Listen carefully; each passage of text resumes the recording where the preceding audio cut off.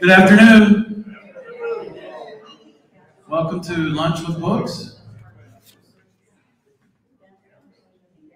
Everyone ready? How about this first table over here? You ready? Okay, thank you. As I was saying, good afternoon. Welcome to lunch. Good afternoon. Lunch with Books. Not Books with Lunch.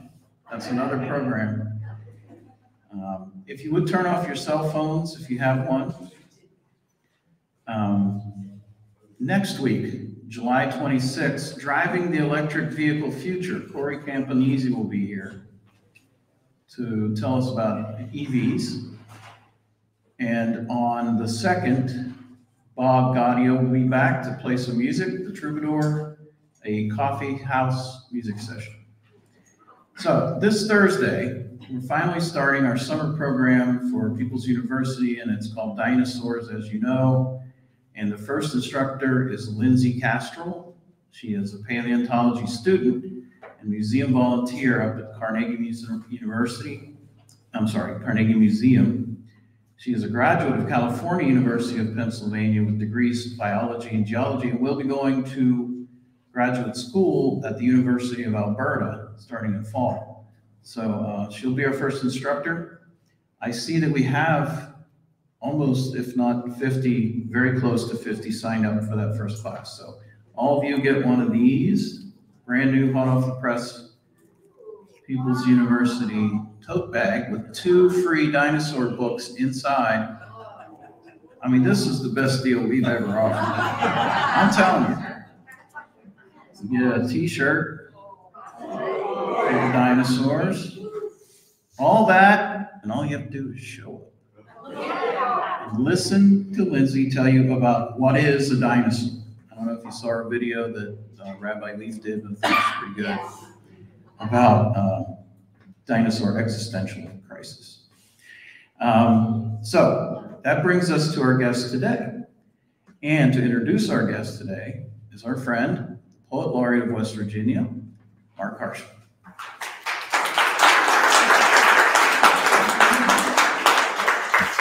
Thanks, John. Thank you all for coming. It's a great audience. I'm glad you're all here. And it is a pleasure to welcome Jason Kapcala here this afternoon to share with us from his books. He's the author of this collection of linked short stories, North to Lakeville, which I cannot recommend highly enough. I found it absolutely compelling and convincing. And his new book from WVU Press, Hungry Town, which I'm only getting started, but is also terrific. My prepared remarks. And it's hard to say Jason because he's Cap to me. Cap is the author of the short story collection North to Lakeville in 2017 and the novel Hungry Town, which I just mentioned. His writing has been nominated for numerous prizes, including the Pushcart Prize. He grew up in northeastern Pennsylvania, and as a child would often pass the ruins of the defunct Bethlehem Steel Works, a situation not that dissimilar from some of the defunct steelworks we've seen in our own part of the world. The cold blast furnaces lit orange by security lights and the boundless scar of a #2 machine shop forged a lasting impression. And ever since, he has worked to recreate those feelings of post-industrial struggle. He's earned degrees from Penn State, Ohio University, and West Virginia University, and lives in Morgantown. Publishers Weekly writes about his new novel, Hungry Town. With the grit of a Western and the crackle of a murder mystery, this finely wrought effort delivers the goods. Heavens. Hard to imagine words that would want to make me read a novel anymore. That's just what I want. Add to that Brian Castleberry's words that compare his new volume to Cormac McCarthy, Tom Drury, and Raymond Chandler. And well, as I told him before, he should sell out. He's a friend and a hell of a good man. Please welcome Jason Kapcala here to the floor.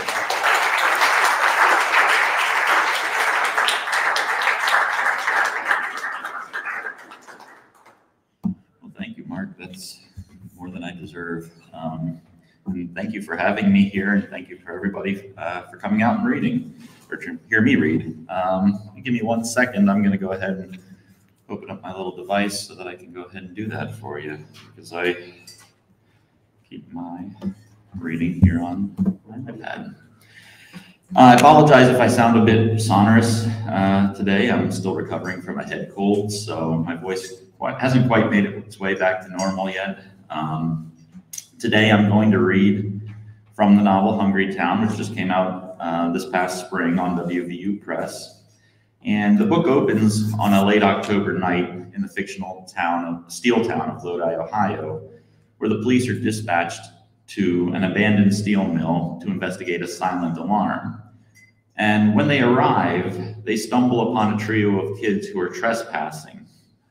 Teenagers Rodney Peach and Shay Counterman are forcing Rodney's 8-year-old brother Stanley to take lewd photos of them using a stolen camera. And that first chapter sets off the events for the rest of the novel. And while I won't spoil the entire opening, it is important that you know that after the events of that night, Rodney is no longer present in his younger brother's life. So that means that Stanley Peach now finds himself alone, having to fend for himself in the hardscrabble neighborhood where he lives. We're going to check in on Stanley and Shay some weeks later in a scene that was actually suggested to me by the writer Renee K. Nicholson, who read here last week from her memoir, Fierce and Delicate, also on WVU Press. I've been talking about my book with Renee, and I admitted that I was stumped about where to go next.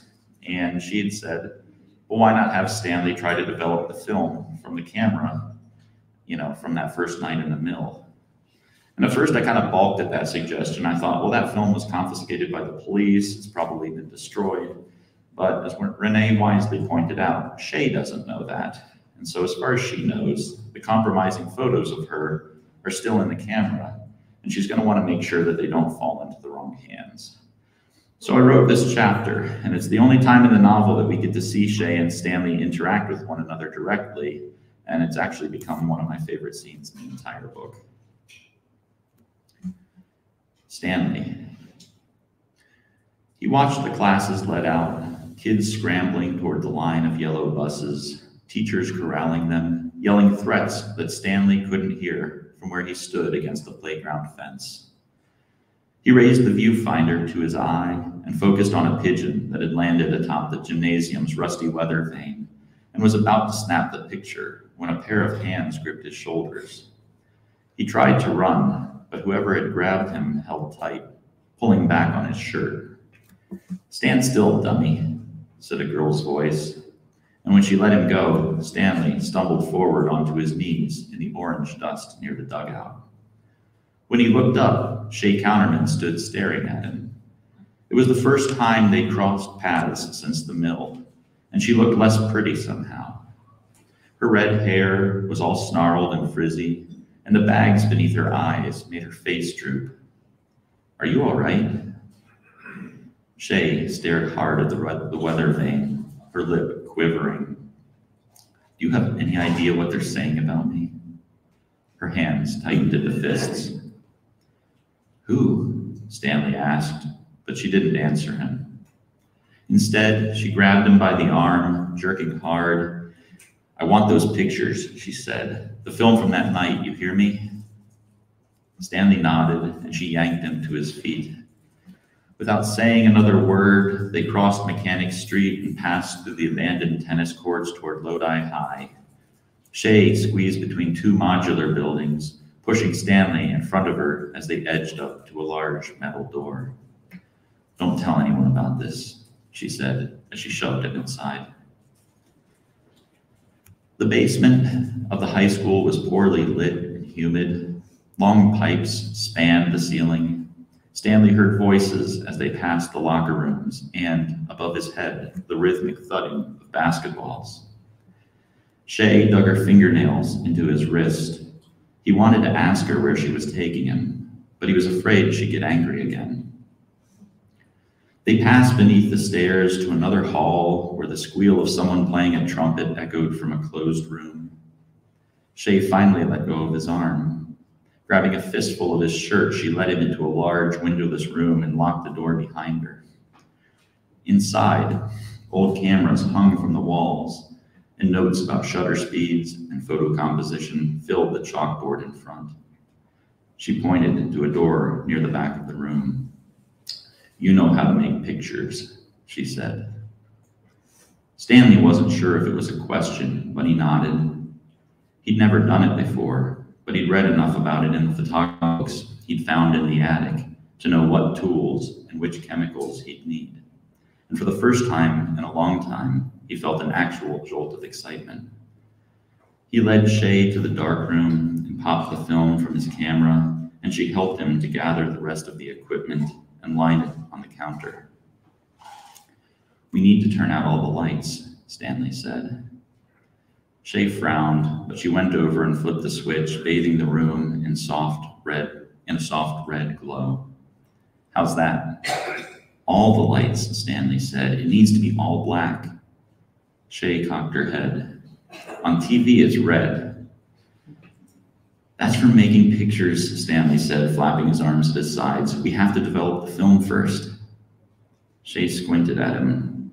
"Are you sure you know what you're talking about?" Stanley nodded. "Fine," Shay said, resting her finger on the switch. "But I better not feel your grubby little hands anywhere on me when these lights go out." In the dark, it was easy for Stanley to remember what had happened that night in the mill. The lights and sounds, the embarrassment he'd felt watching Rodney and Shay touching each other, the way everything seemed to both stop and accelerate out of control once the cops showed up. He felt something like a fish flop in his stomach. "Hurry up and let's get this over with," Shay said, though Stanley didn't know why she would want pictures to remind her of that night. Before him, the counter was too high, and he had to stand on his toes to reach the equipment. He groped around for the film canister, and when he had it in his hand, he rapped it hard against the counter, the way they'd said to in the books. "What was that?" Shay said, her voice skipping an octave, but Stanley ignored her. He struck the canister again, and the end popped off and landed somewhere on the floor. He was about to slide the film out when something cold brushed his neck, and he jumped, the canister flying from his hands. "It's just me, dummy," Shay said. "I can't see." "I dropped the film," Stanley whispered. "Then find it, dummy." It took Stanley a few minutes of crawling around on the floor before he located the case. Occasionally, he would bump into Shay and she'd make a noise, and he'd wonder why Rodney had been so determined to take pictures with her. When he finally retrieved the film, Stanley was so turned around that he couldn't tell where he was. "I'm lost," he said. "Say something." "Marco." Stanley took a step in her direction, arms stretched out in front of him. Back at the counter, he removed the film from its casing and spooled it onto a reel, his short fingers moving deftly even without light. He felt Shay beside him, her heat, the sounds of her breath close and urgent in the stuffy room. A strange feeling stirred in his chest, and he nearly dropped the film again. "What are you doing now?" Shay whispered, brushing against his shoulder. "I'm loading the developing tank." Before they turned out the lights, he'd been sure to line the chemicals according to their order of use. Developer first, followed by stop bath and fixer. And now he grabbed for the first jug and filled the tank, capping it and tapping it against the counter. "I want to help." Shay nudged him with her elbow, and Stanley reached out for her hands and carefully passed her the tank with the film. "Just keep turning it," he said. "Don't do it too fast." When they finished with the developer, Stanley drained the tank and filled it with the stop bath. At each step of the process, he let Shay do the agitating, and he listened to the soft sounds of the sloshing liquids, like the plash of the river against the culvert pipe near the old mill, and he thought about Rodney. Shay must have been thinking about Rodney too, because when he filled the tank the last time, she leaned closer and said, "Do you miss your brother?" He thought about telling her that Rodney still lived at the mill, wondered if she missed him too and whether she would go see him, but a sound outside the door froze him. He felt Shay's fingernails on his arm again. "Who is it?" Stanley whispered, but Shay made a hissing noise and clamped a hand over his mouth. She pushed him toward the ground, and together they huddled beside the counter and listened. Stanley heard the sounds of drawers opening and the pull of a zipper, and he hoped that Shay hadn't flipped the in-use switch, or else the light above the door might give them away. Shay trembled beside him, repeating the words, "Don't come in, don't come in, don't come in." She drew him closer, wrapping her arm around his neck so tight it practically choked him, and yet somehow it made him feel safer. Her hot breath swept the top of his head, and he caught the smell of her shampoo mingling with the competing chemical odors, stenches of vinegar and rotten eggs. After what seemed like a long time, the noises stopped. Stanley heard the door slam one last time and the click of the lock. He felt Shay loosen her grip. "He's gone," she whispered, prying his arms from her wrist. "Who?" Stanley said. "Who's gone?" "No one. Let's just get this done and get out of here." She nudged him back toward the counter, but gentler now, as though their close call had somehow softened her, and for a brief moment, it felt like one of those rare occasions when Rodney would include him in his schemes. It felt nice, at least until the lights came back on and Shay lunged at him, practically knocking him over as she snatched the film from his hands. "It has to dry," Stanley said, reaching for the negatives, but Shay pushed him away and ignored his protests. "How do you read one of these things?" she said, holding the negatives to the light. She glared at Stanley. "You better tell me if you know what's good for you, dummy." So Stanley showed her how to load the film into the enlarger and project the images onto the countertop.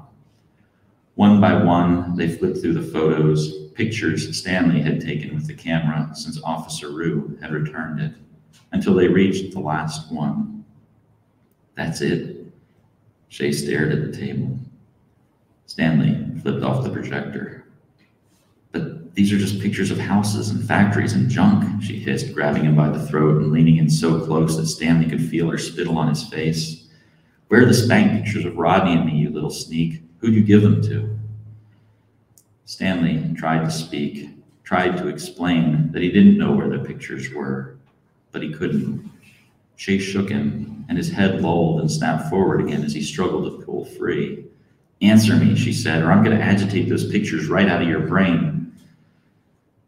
Stanley saw the muscles twitching in the side of her face and the angry flash in her eyes, but there were other emotions there too. Fear, desperation. "The police," he said. Shay let him go. "The police?" She sniffed and wiped her nose. "Dummy," she said, and Stanley wasn't sure if she were talking about herself or about him. She ripped the negatives from the enlarger and tossed them in the trash can. Then she stormed over to the door and stood there as though she'd forgotten how to open it. "Don't tell anyone about this," she said quietly.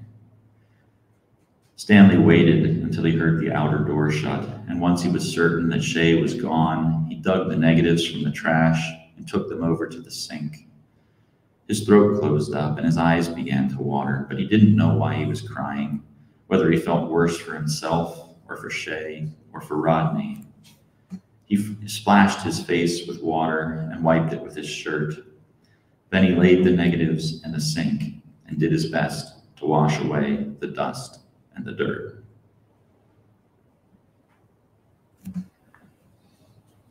So another thread in the novel follows two police officers, Stephanie Rue and her junior partner, Harry Mulqueen. They were the cops who responded to the call at the mill in the first chapter. And after everything that went down that night, they both become jaded. Mulqueen has resigned from his position as a law enforcement officer. Rue had trained him to be her eventual replacement, and she's having a hard time accepting his decision. It's also worth mentioning that Mulqueen has long carried a flame for Rue, though he's never admitted his romantic feelings to her. There's a good reason for that. Rue happens to be engaged to Harry's wealthy brother, Ray Mulqueen. In this scene, Rue and Harry are meeting up for drinks. It's the first time they've seen one another since Mulqueen's decision to resign.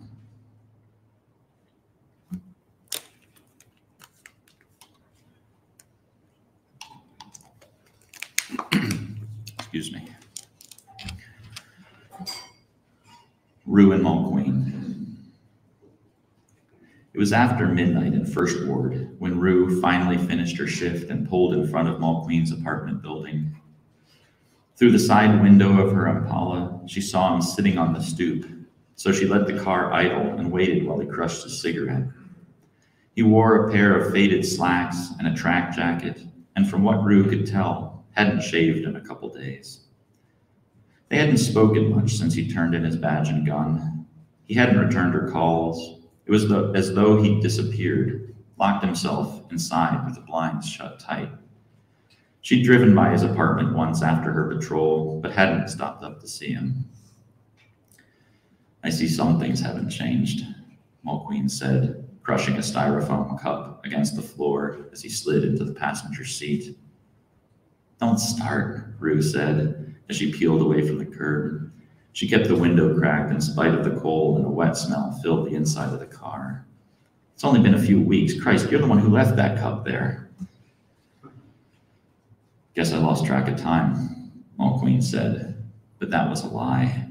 If anything, he'd become more aware of the passing time, how the days stacked up since his resignation, every moment measured by its relationship to that day, a countdown timer, mercilessly marking intervals between the present and his past life as a cop. He'd wanted to talk with Rue about it. In fact, he'd wanted to be with her, wanted to fall asleep with her arm thrown over his waist and wake up next to her in the morning. Instead, he'd watched countless hours of television, taken more hot showers than he could count, and spent each night tossing and turning, staring at the ceiling and thinking about the mill. He'd go to the window and gaze out at the weird lights along the edge of town.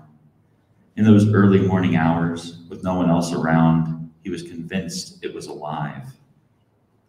I'm cracking up, he'd think, before padding over to his recliner and watching more TV. Outside, the town flashed by through the window.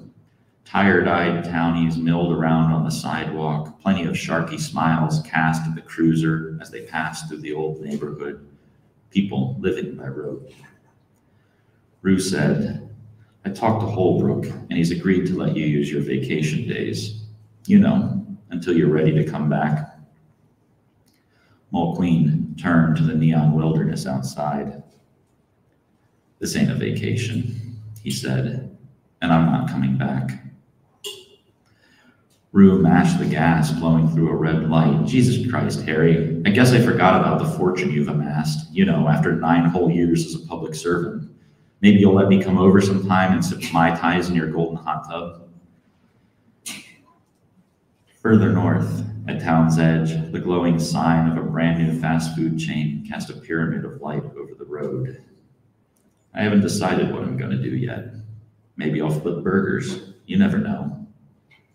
Oh yeah, you'd be real good at that, Rue said. Here's your burger, dirtbag. You got the right to fries and a Coke. Should you choose to waive this right, onion rings will be appointed at extra cost. Mulqueen didn't say anything, not until Rue turned in the darkness to meet his stare. He snorted. I will miss saying that. I'm pissed at you, Rue said. You know that, right? Mulqueen nodded. But you'll be back. I know you. Rue parked the cruiser in an alley behind the lumber yard, and she and Mulqueen walked the block to Kelly's pub. Inside, a few regulars sat like blackbirds hunched over their beers, and though Mulqueen couldn't be certain, he thought they were pretending not to watch him in the mirror behind the bar as he passed. Kelly yelled out last call, but Rue and Mulqueen ignored the warning and sat quietly at the end of the bar where they could both see the door. Within a few minutes, the place had cleared out, and they were the only patrons left. I suppose you two nudniks are hard of hearing, Kelly said, flipping his bar towel over his shoulder. Kelly had been serving them for years, twice during the week and every Saturday night around 9 o'clock, midnight or later if they were working dog shift. Mulqueen considered asking him if he needed help around the bar, a bouncer maybe, But Kelly was built like a cage fighter with the looks to match: pockmarked cheeks, twisted nose, shaved scalp. And besides, the only person who ever caused trouble around Kelly's was Rue. She lit a cigarette and slid her thumb beneath the unbuttoned collar of her Oxford, stretching her neck. And Mulqueen noticed how spooky she looked, that familiar, tired stare that passes right through you as though you aren't even there. She propped both elbows on the bar and massaged her hairline. Drinking in uniform was explicitly off limits, but at Kelly's, no one would say anything about it. "Rough night?" Kelly asked. "What night isn't?"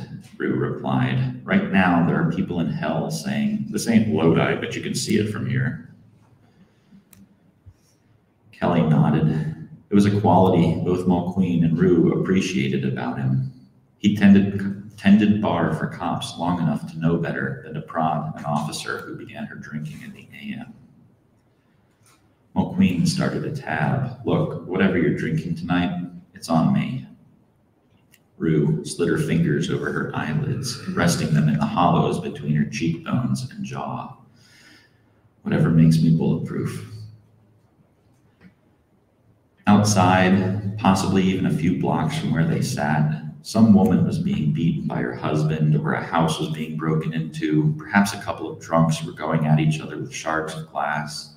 She'd seen it all before, but until recently, she'd had Harry there with her. He wasn't just another partner.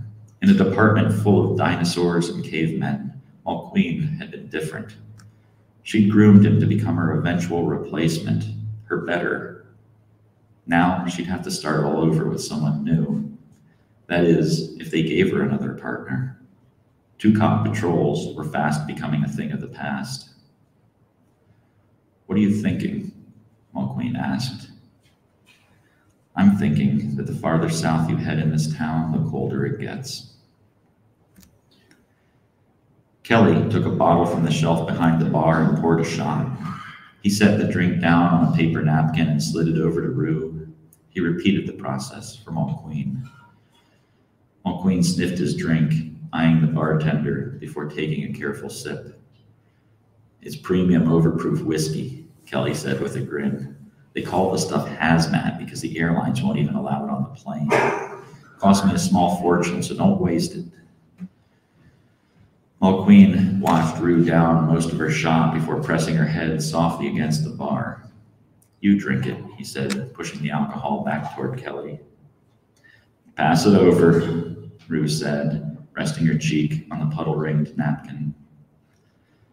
For a while, they drank in silence, Rue downing shots while Mulqueen nursed a beer.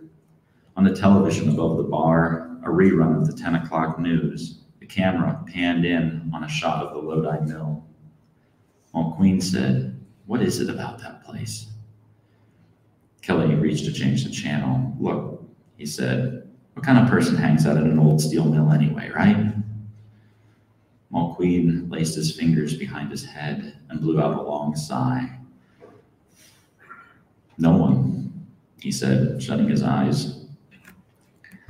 Kelly opened his mouth as though he'd wanted to say something more, but thought better of it. He poured another shot for Rue and opened another bottle of beer for Mulqueen. Then he switched the television over to a 24-hour news station. He lowered the volume and returned to wiping out pint glasses while Mulqueen watched a tsunami rip the coast off Thailand in closed captioning. "It's almost comforting to know there's someplace more wrecked than Lodi," he said after a while, turning to Rue. But Rue didn't answer. She was asleep. When Kelly closed up, Mulqueen and Rue made their way to the alley where they'd parked Rue's patrol unit. Something papery scraped across the sidewalk behind them, and Mulqueen let his fingers graze his hip, reaching for a service pistol that was no longer there. Rue held onto his elbow and didn't speak, though every so often she would squeeze his arm as though she were about to lose her balance and needed someone solid to hold on to. "I want to drive," she said. "Give me the keys." "When you pronounce it like quiche, it means you're over the legal limit," Mulqueen said, squeezing her arm tighter. They passed an all-night food window, and the smell of greasy meat cooking on a griddle filled the air. Mulqueen recognized the place. When he was a kid, it had been a fine Italian restaurant. His father had known the owner, had supplied the man with chops and cutlets. Harold Mulqueen Sr. had been the only butcher in town back then, and he prided himself on having the freshest meats. Maybe once a month, the elder Mulqueen would take his wife and sons to that Italian place for dinner. But now the restaurant was closed, replaced by a walk-up window that served cheap hot dogs and limp fries to the hungry drunks that staggered out of the bars along this block, as well as cops and anyone else working the graveyard shift. "I'm hungry," Rue said, perking up. Mulqueen led her to the window and ordered a couple chili dogs to go. He couldn't remember the name of the guy who'd once run the place, Tony or Lou maybe, but he'd had an enormous gut, and he'd always come out of the kitchen in his shirt sleeves to talk with them. Now, a muscular girl with an arm sleeve tattoo rang up their order. "I want to show you something," Rue said as she slumped onto the bench next to the window. She reached into her jacket pocket and pulled out a miniature pepper gun and set it down next to her. Mulqueen had never owned a pepper gun before, but he'd seen other cops use them. Every bit as effective as pepper spray, but with the psychological advantages of a firearm. He picked up the tiny pistol by its trigger guard, hefting it in the palm of his hand. "It's pink. For Breast Cancer Awareness Month," Rue said. She tapped the Marlboro from the box and lit it on the third try. When Mulqueen didn't respond, she added, "I think it's cute." When the hot dogs were ready, Mulqueen gave the gun back to Rue and stepped to the window. He handed the girl a $5, told her to keep the change, and she passed him 2 shriveled, leathery dogs topped with watery brown sauce and heaps of frozen onion, identical zigzags of mustard squirted on top. "Who puts mustard on top of the dog?" Mulqueen said, squinting in through the greasy glass. "Everybody knows you lay the mustard down first." The girl with the tattoos rolled her eyes. "Thanks, Pops. It's not like I do this for a living." Mulqueen was about to turn away when he felt Rue at his side, and he saw the little pink gun leveled at the window. "If the man wants his mustard first, you give him his mustard first," she said, swaying. Mulqueen quickly pushed her arm down, wrestling the weapon from her hands. "Look," he said by way of apology, "it's okay. I'm a cop." Then he caught himself. Rue was the only cop out here tonight. "We'll move along quietly," he said, but the girl behind the counter paid him no attention. She'd already turned her back on both of them.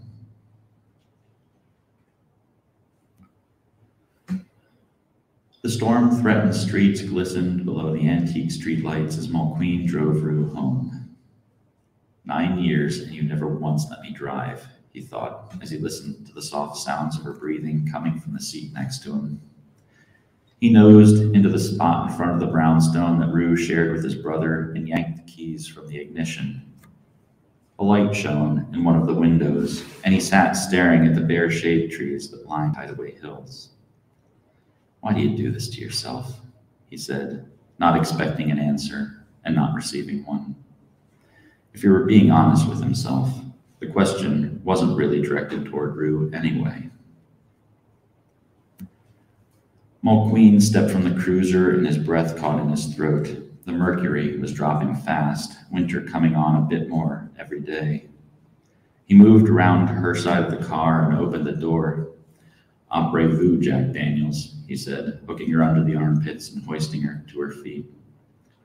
Had anyone been watching, it would have looked like he was dancing with a dead woman, but eventually Rue found her footing. "I'm proud of you for not puking," Mulqueen said. Though so many people had hurled in the cruiser over the years, it wouldn't have mattered. They just have hosed it out like always. Rue locked her arms around his neck.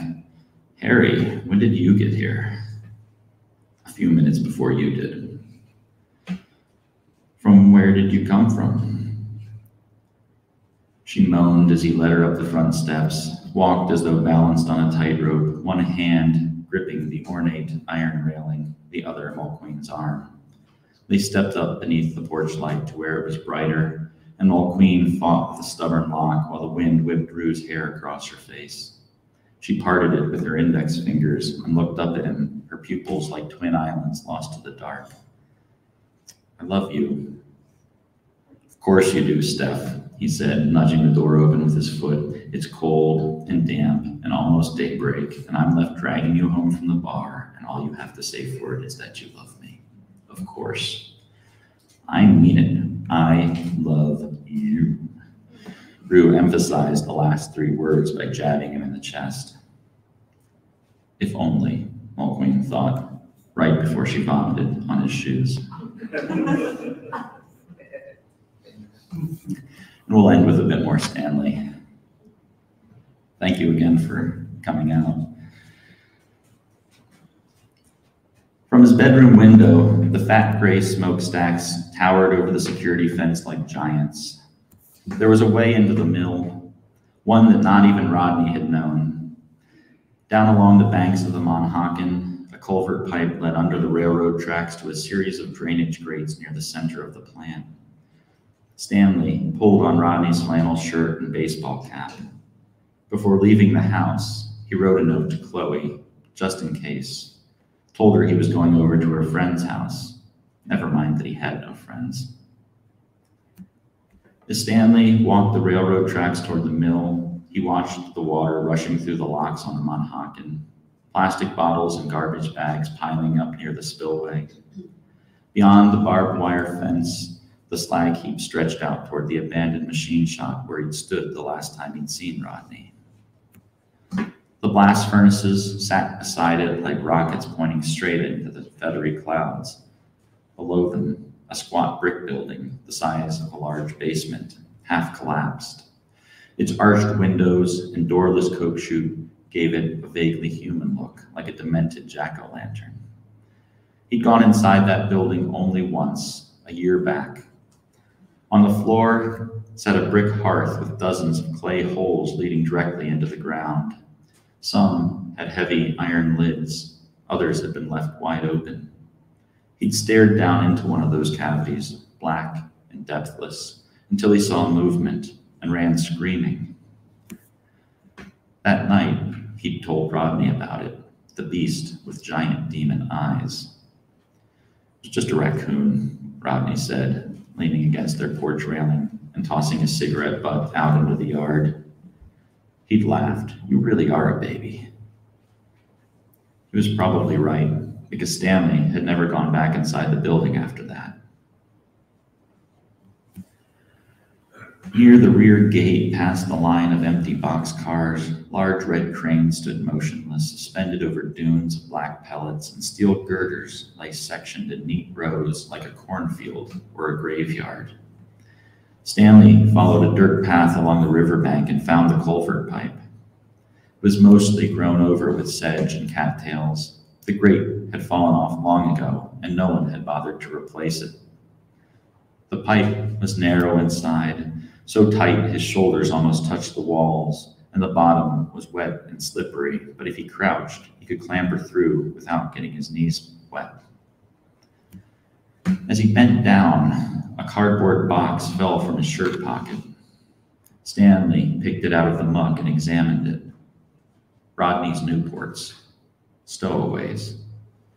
He wiped the snotty green algae off his hand and onto his pants and stuffed the packet back in his shirt pocket, inching his way to the other side of the pipe.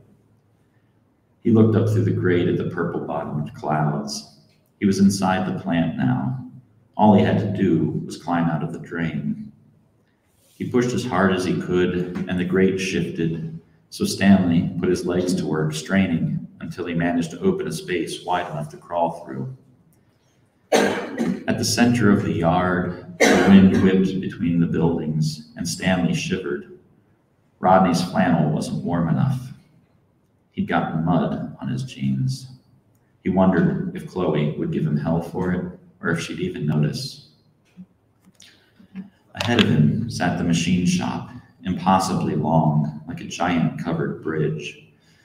Vines had braided themselves around the girders. The door was still unlocked. So he entered and followed the same route he had taken with Rodney and Shay, past the room with the hanging baskets, and up the stairs by the showers. The work floor was empty now. No lamps, no blanket, no camera. Stanley's stomach churned. Something rustled in the rafters above, a bird probably, and Stanley could barely make out a crescent of light from the end of the room. When he reached the shattered window, he saw that the police hadn't even bothered to board it over. Stanley laid the cigarettes down on the sill, kicked the jagged shards of glass from the bottom, and let his legs dangle over the edge. A distant fire alarm sounded. Down below, the yard stretched out toward the river. Scrap metal and machine parts grew out of the ground like some bizarre industrial garden. And a bird flew over the edge of the slag heap, disappearing in the tree line beyond the river. And Stanley imagined Rodney standing in this very spot. Imagined him staring over his shoulder the way Rodney sometimes did. But there was nothing written on the steel landscape below to explain to Stanley Peach what had happened to his brother. Thank you.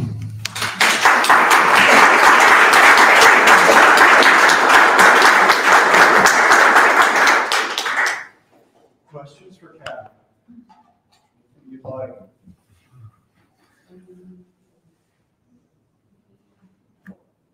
I'll start with one. Sure. It always impresses me what you do, you novelists. I can understand how in the short stories north of the Lakeland, there's a lot of fishing, and I suspect you have done some fishing in the past to know that. I did lots of fishing growing up. But as I listened to this novel, clearly you know Milltown and run down Milltown from various places, and I suspect your own upbringing. But there's that whole bit of developing the film, and there's a whole other section you didn't touch on, but there are other characters in the novel as well, including these characters that know about, I want to say, raising and training horses. Mm-hmm. There's a lot of detail there. How much is research and how much is playing with what you already knew? Yeah, I mean, it both. Yeah, I mean, in some cases, so like the horse training, that's not something that I know anything about. I would say the police officers and stuff, like I don't have a police background or anything. So a lot of that came from kind of research, reading accounts of other people, reading other books, reading, like message boards where people in those communities would communicate with one another and talk about their stories and accounts, and then just kind of taking details and making sure, hopefully I had enough to render it realistically and then not trying to overreach too much. The steel mills, it was sort of half and half. I didn't grow up in a steel town, but I grew up 30 minutes from Bethlehem, PA, and had family who lived there and spent a lot of time there. Had certainly seen the steel mills plenty of times. Had a lot of pictures of them that I looked at, and then also, did a little bit of reading on that. The camera thing, I took a photography class in high school, so I just kind of did exactly what we did in that class, put exactly what we did in that class down on the page and kind of pictured that room and stuff. And then the hot dogs thing, we used to do a lot of, we used to go to Bethlehem to get my hair cut back when I had to worry about that sort of thing, with my father and my brother. And we'd go there and you pass the mill and then you go to the barber shop there, and then we'd go and the hot dogs place at, Lehigh Valley had a strong food culture and a lot of hot dog stands. And so all the hot dog stuff I kind of lifted from that. And then also I mentioned my friend Renee, who, she's a writer and a great writer, and we share our, work and talk about writing and read each other's stuff. And I told her I was writing about hot dog stands, and she was like, well, we should go to a bunch of hot dog stands, because there's, hot dog stands all over West Virginia, and so we probably went to like every hot dog stand in central West Virginia in the name of research, right? Like I had already been eating hot dogs my entire life. I didn't need research, but I wasn't going to turn down the offer. So, That's my kind of research. Yeah, I mean, that was, the sacrifice you make, I guess, for art.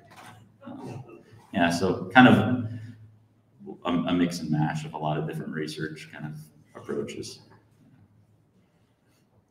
So this does take place in a fictional mill town. Yeah, I named it Lodi.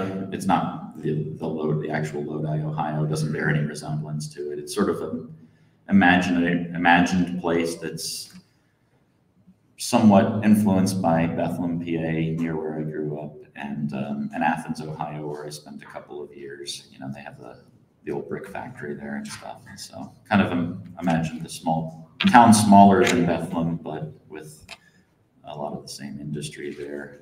I had just kind of picked the name Lodi because I figured there's a Lodi in probably every state in the country. So it seemed like a nice ubiquitous name that could kind of fit in anywhere.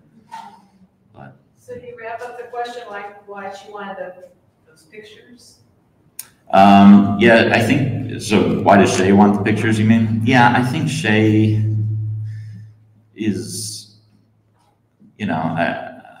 I think she's young, and they both were, and they kind of got wrapped up in something there, and and so then I think at that point now Rodney is out of the picture. Shay has sort of alluded to the fact that people are now gossiping about her because of everything that happened that night, and I think she probably is just concerned that these pictures exist, and she wants to kind of regain ownership over them, so that they don't get passed around and make her life even worse than it already is. But the pictures are gone. I mean, the police confiscated the camera, and I'm sure kept whatever as evidence, and then destroyed it when it wasn't needed anymore. And, she just doesn't realize that Stanley had, through some things that happened earlier in the book, gotten the camera back, but it didn't have the original film in it. Of course,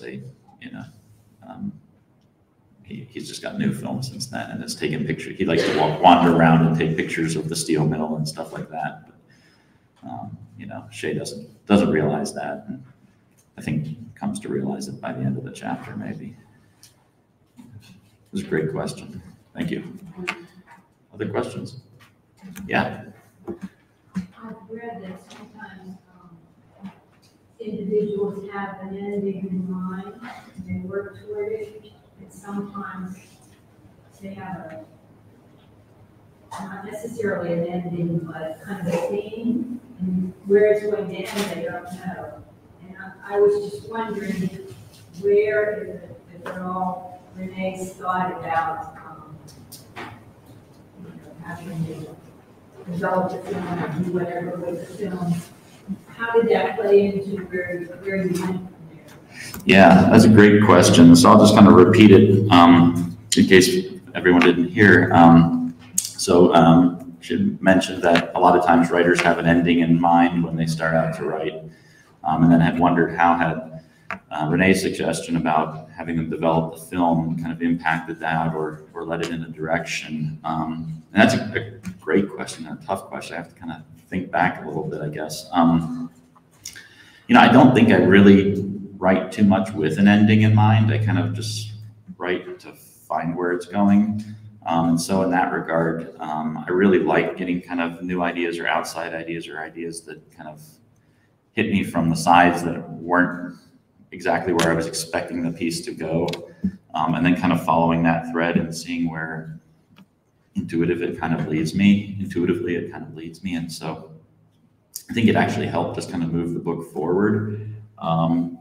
Once that happened, it kind of put my mind back on the idea of photos. And again, without revealing like the whole plot of the book or something like that, some of the photos that Stanley is taking, not from that night, but in the interim since then, also become relevant or significant in the kind of forward plot of the book and what happens next with Mulqueen and Rue, and that sort of draws those two lines together. So you have Mulqueen and Rue who are separate, and Stanley who's separate, and eventually they come kind of to meet and intersect with one another, and it has a lot to do with the pictures that Stanley's has taken since that day. And so I think that probably that that was a natural progression from the chapter with Shay, and the fact that, okay, yeah, Stanley's got the camera back, he's taking pictures of things, we know this now, and then that kind of got me thinking about that and moving it in that direction. So. With plot development at 9, there's writing it and then there's editing. Mm-hmm. So when it hits your editor, does that influence you somehow to change some of the plot or the direction it's going? Yeah. So I think once it hits the editor, at least in my experience, it's a lot of maybe just looking at one or two things here or there that the outside reader for the book identified as being things that need to be tightened up or changed slightly or something like that. It wasn't really a wholesale revision process. The revision sort of happened before it ever got to the editor, where I had written copy, and then I make it sound a little bit more like step by step, but there's a little bit more like you write a little, revise a little, write a little, revise a little, and it's been through many, many, many revisions. But I would say that in general, in revision, when I was looking at it and getting feedback from people who I trust as readers, I just kind of try to go in a different direction from whatever I was intending to do initially. So like if I was really like focused on one direction for the book, then I try to kind of throw a wrench into it and do something different, just to make sure that I wasn't like have so much tunnel vision that I kind of ignored other options and things like that. I kind of have this theory that if you're really plotting things out when you first write the book, then I feel like that's what you should do. And then I feel like if you're really loose about how you initially write the book, then maybe what you should do is try to really plot things out in revision and make sure that they're actually going someplace, and kind of always try to do the opposite of what you were initially doing. I don't know if anybody else does that or if that's even helpful, but it's sort of my weird theory, I guess. Do you sit down to write almost every day, or how long did it take you to write the book? That's a great question. I would say it probably took me, it's hard to say how long it took to write it, because it was at some point written, and then I was sending it out a lot of places, and then I kind of shelved it for a while, and then sent it out some more, and tinkered with it and sent it out. So it's not like, if I say 10 years from the time I started it, that doesn't mean like every day for 10 years I sat down and wrote on the novel. But from the time I probably started drafting, it was probably, to the time that it was accepted, 10 years had probably passed. I'm not somebody who writes every day. Maybe I should be, or maybe that would be, a lot of people recommend that as a good thing. And I have a day job, and it takes me, and it's not writing. It's not teaching writing. It's nothing related to writing. And so there are just some days where I come home and it's like, oh wow, it's 8 o'clock already. I got to eat and then get ready for bed. And writing is just not going to happen. I tend to like to write in long stretches, so I try to find a habit for myself that is a regular writing habit. A lot of times it's writing on the weekends, for long stretches or something. But being that if I were just living off my writing, and then I would write every day, and that would be my job. But as it stands, I have to sort of negotiate that different part of my life with the part of my life that pays my bills, and so that's the way I do it. But I think every writer has to kind of work that out for themselves and figure out what works for them. And for some people, it is just writing every day, or waking up at 5 a.m. and writing before work or something, and that's good too, but that doesn't work for me. Yeah. Thank you all very much. I want to make sure we have time for you to purchase some of Cap's books. And again, thank you all for coming. And if you have other questions, please feel free to catch Cap afterwards. Yeah, please come up. Thank you.